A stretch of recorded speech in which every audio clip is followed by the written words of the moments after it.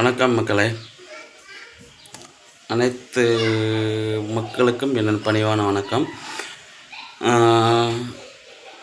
அரசியல் மட்டும் நான் அந்த வீடியோ போடல. நான் போடுறது ஆன்மீகத்தும் கலந்து. எனக்கு ஆன்மீகம்னா எனக்கு ரொம்ப பிடிக்கும். பிடிக்காதவங்க ஸ்கிப் பண்ணிக்கலாம். ஏன்னா சில பேர்த்துக்கு பிடிக்காதில்ல, அதனால் சொல்கிறேன் நான். சில பேருக்கு பிடிக்கிறவங்க சப்ஸ்கிரைப் பண்ணிக்கோங்க, லைக் பண்ணுங்கள், ஷேர் பண்ணுங்கள். சரிங்களா? அது அவங்களோட இஷ்டம். பிடிக்காட்டினா ஓகே, தள்ளிட்டு போய்கிட்டே இருக்கலாம். இந்த பசும்பொன் முத்துராமலிங்கத்தேவர் ஐயா சொல்லியிருக்கிறாரு, தேசியம் தெய்வம் எனது இரு கண்கள் அப்படின்ன மாதிரி. அதே மாதிரி தான் நானும். எனக்கு அரசியலுங்கிறது நம்ம இப்போ வாழ்கிற வாழ்க்கைக்கு நல்லது. ஆன்மீகம்ங்கிறது நம்ம ஆன்மாவுக்கு நல்லது. ஆன்மானா ஆத்மாங்கிறது நிறைய பேருக்கு தெரியும். ஆத்மானா என்னங்கிறது அது ஒரு சில பேருக்கு நம்பிக்கை இல்லாமல் இருக்கலாம், நம்பாமலும் இருக்கலாம்.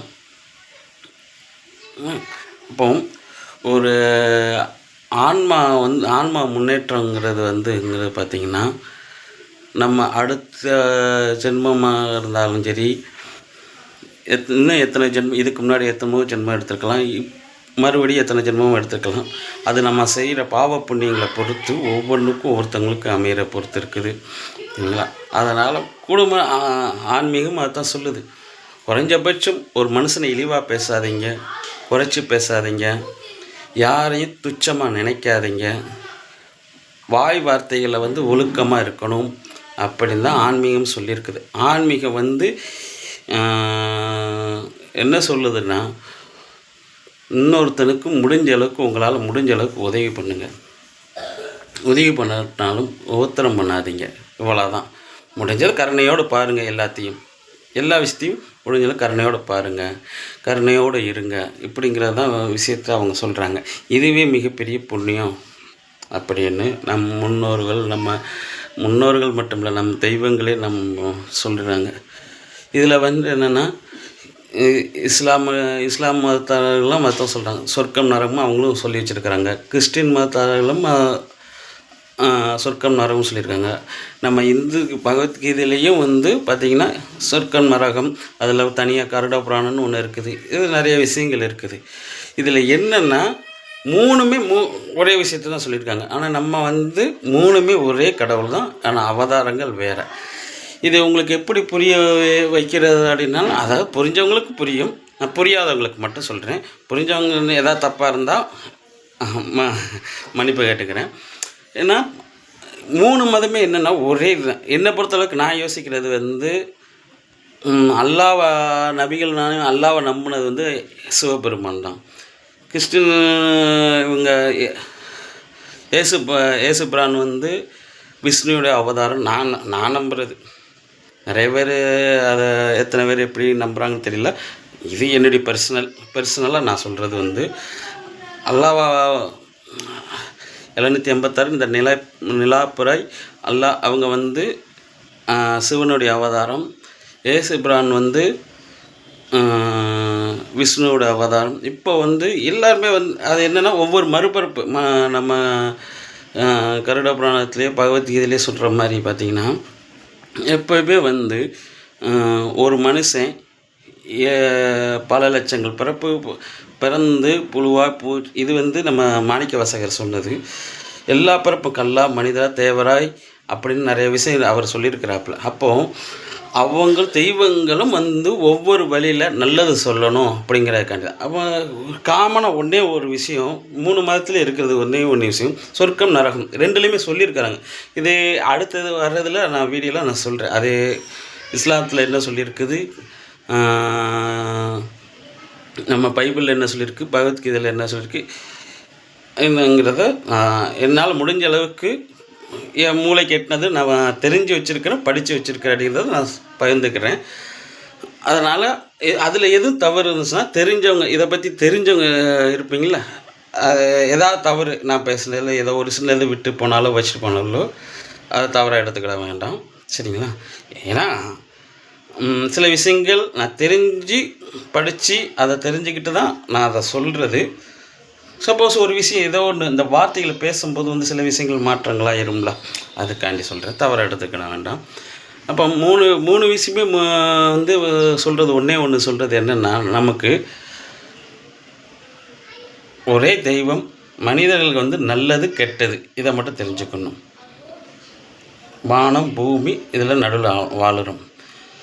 இதில் வந்து நான் ஒரு வீடியோ போடுறேன்னா, எனக்கு தெரிஞ்ச விஷயத்த திருமூலர் ஐயா சொல்லியிருக்காரு.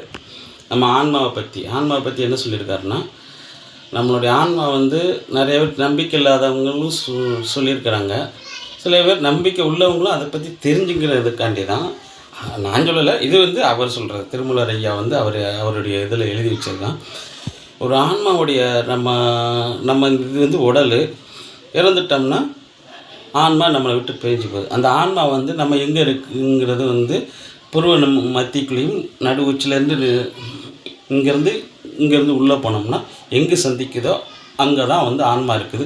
அப்போ ஏன் சில மண்டையில் அடிப்பட்டாலோ செஞ்சாலோ இந்த ஆஸ்பத்திரி போய் அது திருமூலர் என்ன சொல்கிறாருன்னா, ஒரு ஆன்மாங்கிறது வந்து பார்த்திங்கன்னா பசு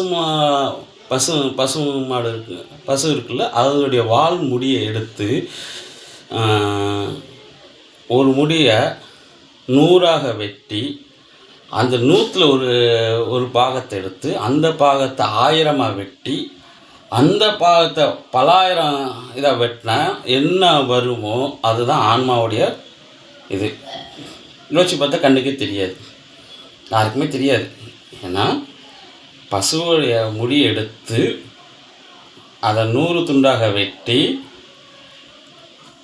அந்த 100 துண்டில் 1000 துண்டுகளாக வெட்டி 1000 துண்டில் ஒரு பாகத்தை எடுத்து பலாயிரம் துண்டுகளாக வெட்டினாதான் அதில் கிடைக்கிற 10,000 துண்டுகளாக வெட்டினா அதில் கிடைக்கிற என்ன வருமோ அதுதான் ஆன்மான்னு திருமூலர் ஐயா சொல்கிறார். இது எப்படிங்க போதும் பார்த்திங்கன்னா, நம்ம உடம்புக்குள்ள உள்ளதை கண்டே பிடிக்க முடியாது, ஆனால் இருக்குது. இது நம்ம பரமாத்மாவுடைய அம்சமாக ஒவ்வொரு மனிதனுக்குள்ளேயும் ஆன்மா இருக்கிறது பரமாத்மாவுடைய அம்சம்தான். அது அந்த பரமாத்மா அந்த கண்ணுக்கு தெரியாத ஆத்மாவுக்குள்ளே அவர் ஒளிஞ்சிருக்கிறாரு அப்படிங்கிறது சொல்கிறாப்புல.